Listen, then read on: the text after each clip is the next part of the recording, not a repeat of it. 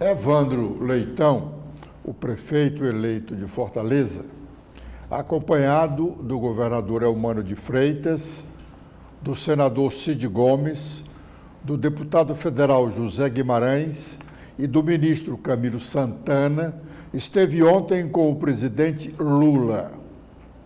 Uma visita de cortesia, de comemoração de vitória.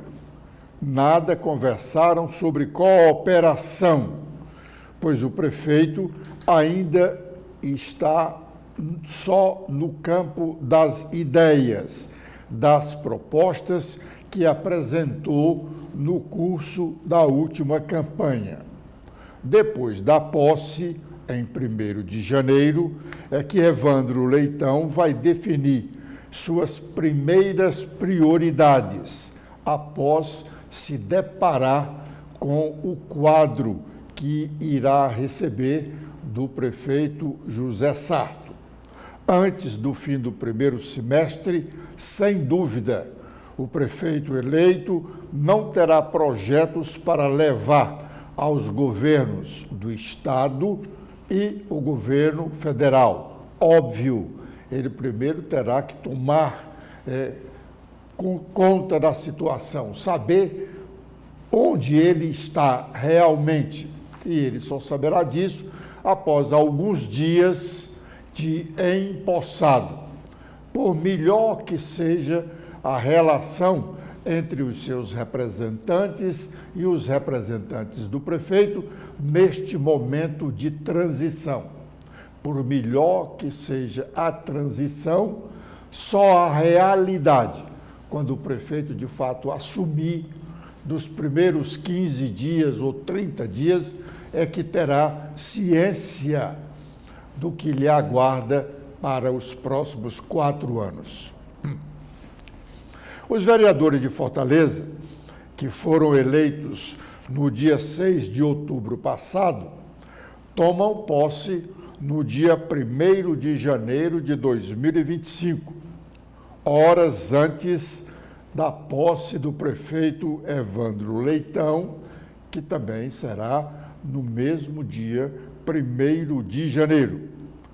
Imediatamente à posse, os vereadores, eles elegerão o novo presidente da Câmara Municipal, pois será este, o novo presidente da Câmara Municipal, quem dará posse ao prefeito eleito, o que deverá ocorrer no fim da tarde do mesmo dia 1º de janeiro, após o que o prefeito empossado vai ao Paço Municipal e aí dar-se-á definitivamente a transmissão do cargo.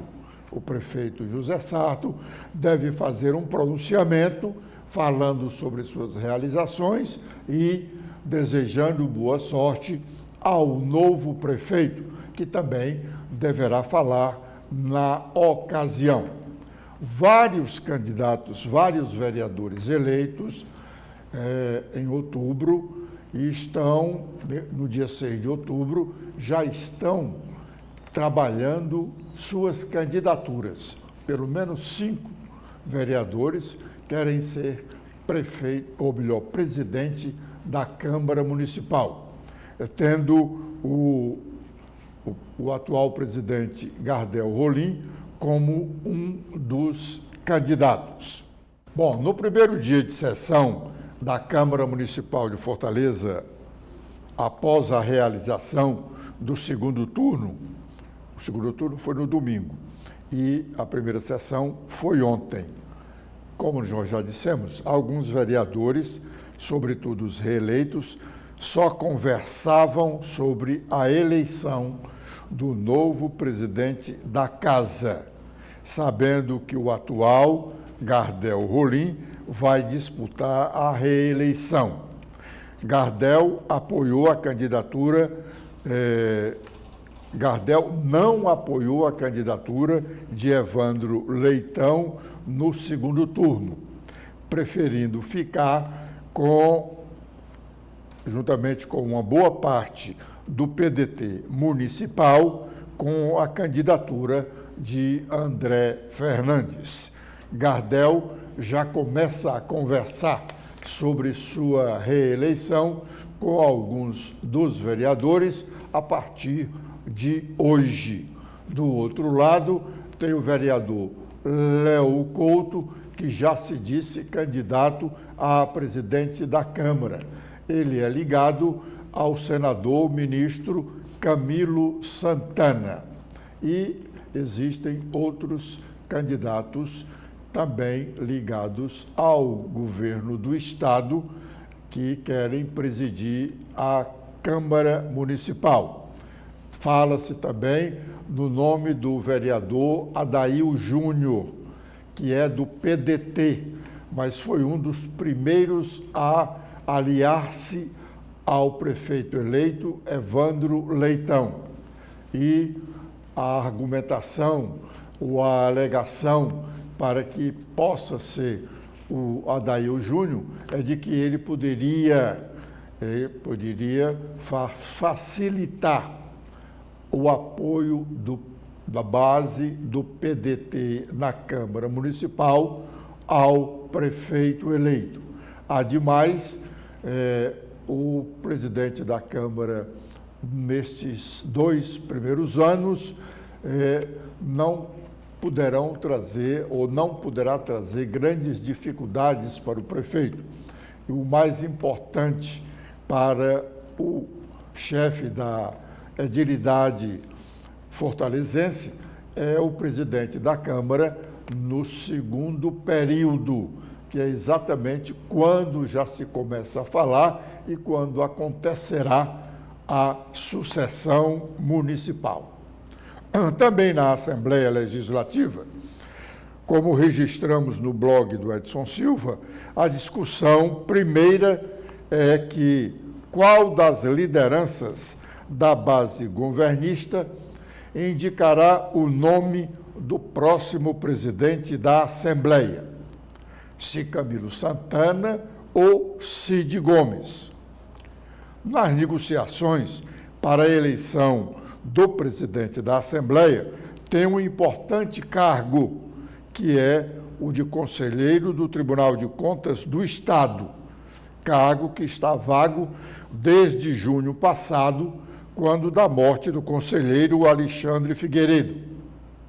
Ontem, na Assembleia, em razão da disputa pela presidência da Casa, surgiu um novo nome para o cargo de conselheiro do Tribunal de Contas do Estado, o da ex-governadora Isolda Sela, derrotada neste ano na disputa pela Prefeitura de Sobral. O nome dela seria uma compensação ao grupo de Cid Gomes, em sendo o deputado Fernando Santana o escolhido para ser o chefe do Legislativo Estadual. Alguns internautas devem estar se perguntando: e o governador Eumano de Freitas não está interessado na disputa pela presidência da Assembleia? Uma pergunta difícil de responder, né?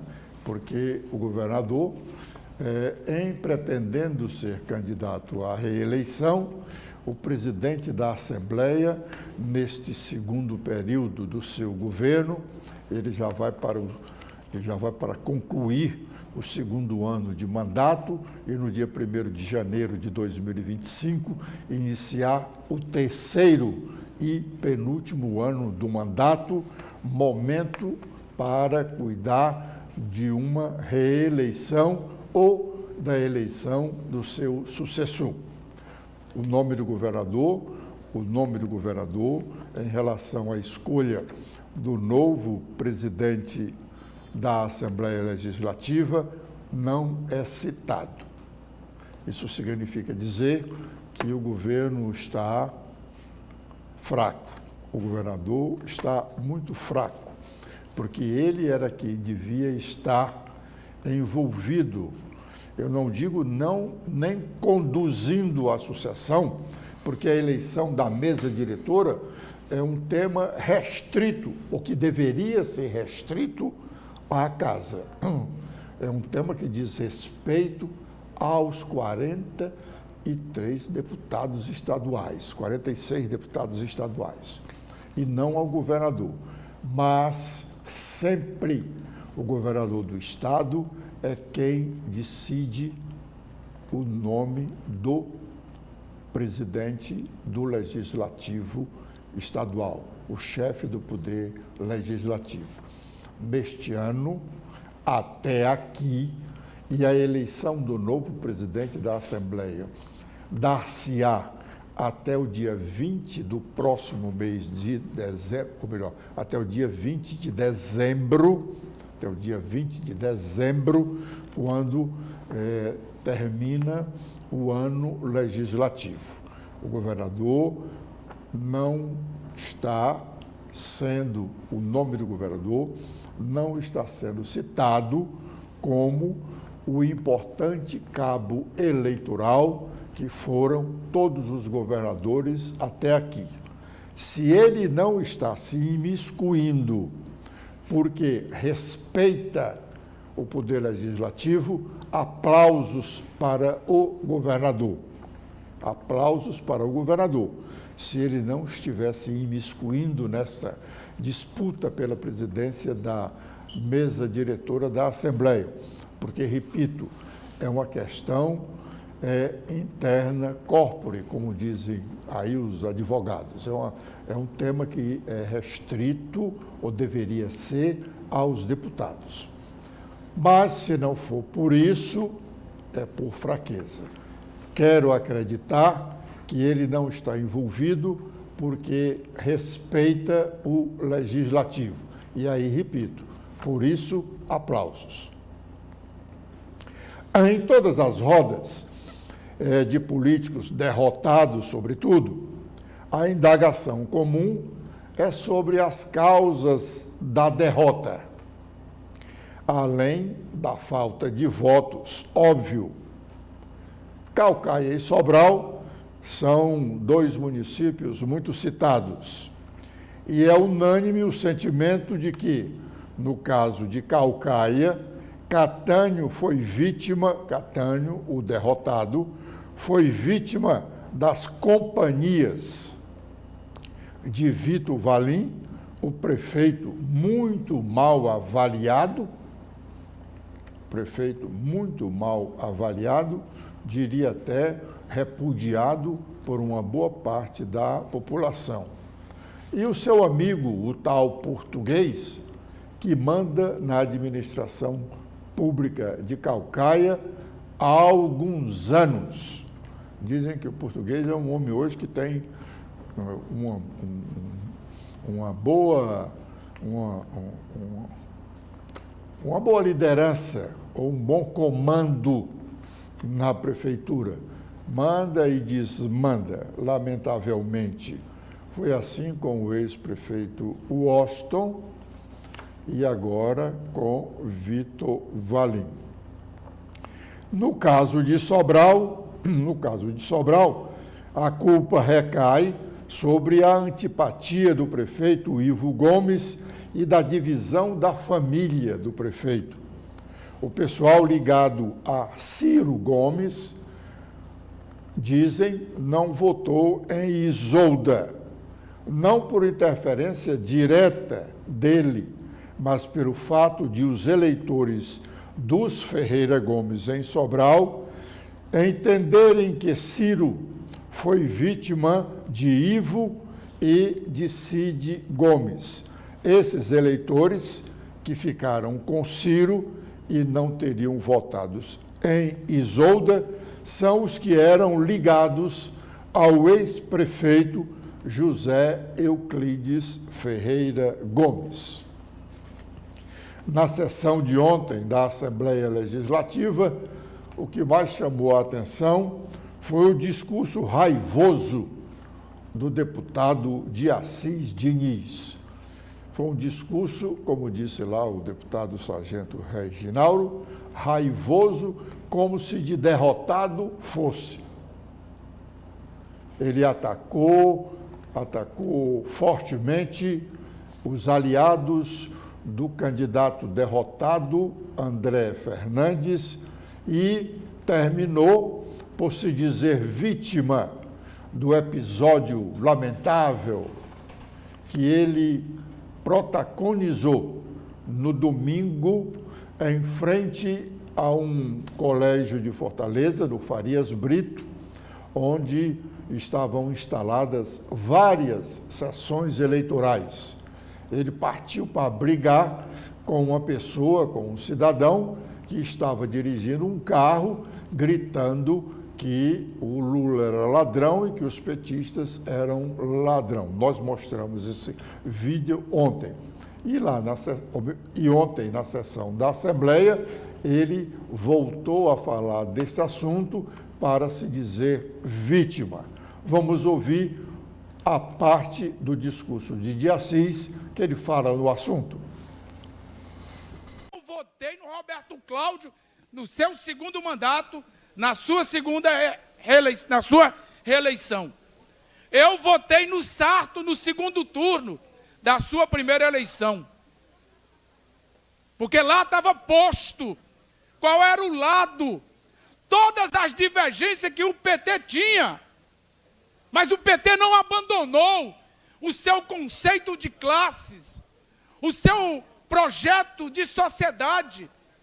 Vamos lembrar o aparato montado para derrotar Elmano de Freitas na eleição do Roberto Cláudio.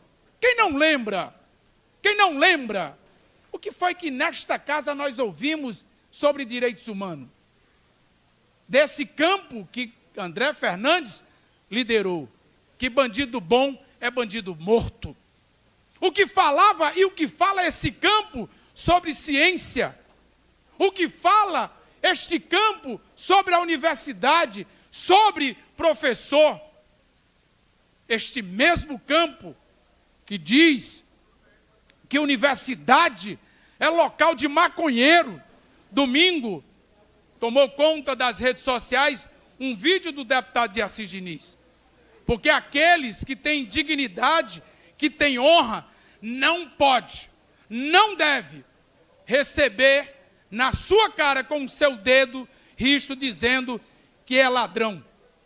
Aquele episódio eu quero, presidente Fernando, dizer aqui com muita tranquilidade.